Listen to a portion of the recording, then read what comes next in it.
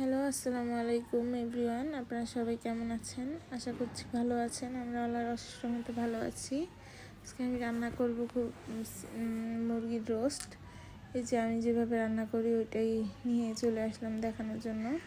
প্রথমে আমি পেঁয়াজ বেরেস্তা করে নিয়েছি। এই যে একটা পেস্ট তৈরি করে রেখেছি। এখানে রসুন বাটা, কাঁচামরিচ, পেঁয়াজ, বাদাম এগুলো সব কিছু দিয়ে ব্লেন্ডার করে নিয়েছি।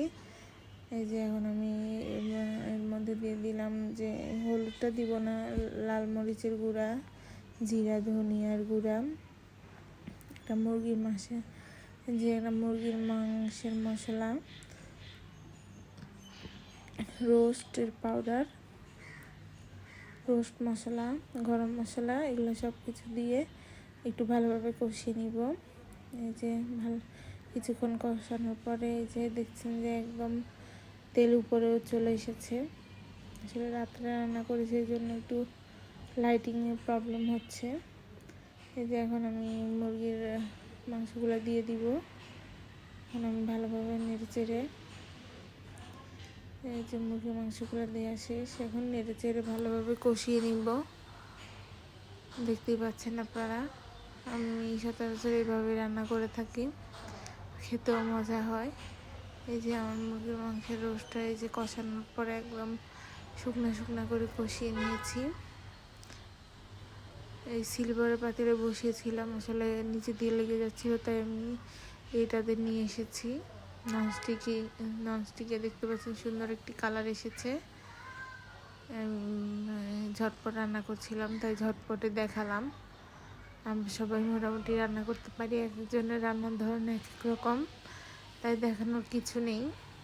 এই যে দেখতে পাচ্ছেন রোস্টটা তৈরি হয়ে গেছে, রান্না শেষ হয়ে গেছে। আরও রান্না করব যে পাবদা মাছ ভুনা। এই যে মাছটা ধুয়ে নিয়েছি ভালোভাবে, হলুদ মরিচ দিয়ে মাছটা ভেজে নিব।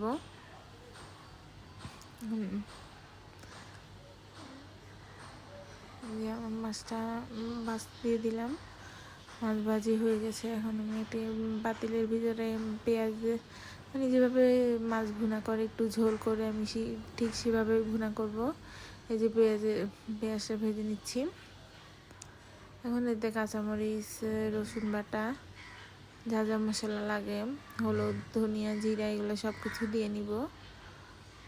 সিম্পল ও সাধারণভাবে ঝটপট রান্না করতে হয় আসলে আমাদের মায়েদের, কারণ দেখা যায় যে এক হাতে আমার সব কিছু সামলাতে হয়, সংসার, বাচ্চাদের স্কুল সব কিছু এক হাতে সামলাতে হয়, তাই ঝটপট করে আমি রান্না করি।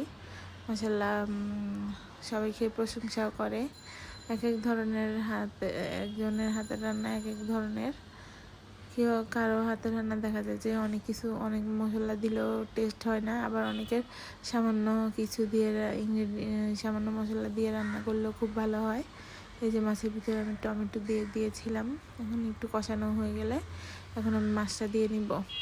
মাছটা যেহেতু খুবই নরম মাছ, এই জন্য আমি একটু সামান্য আলতো হাতে নেড়ে দিচ্ছি।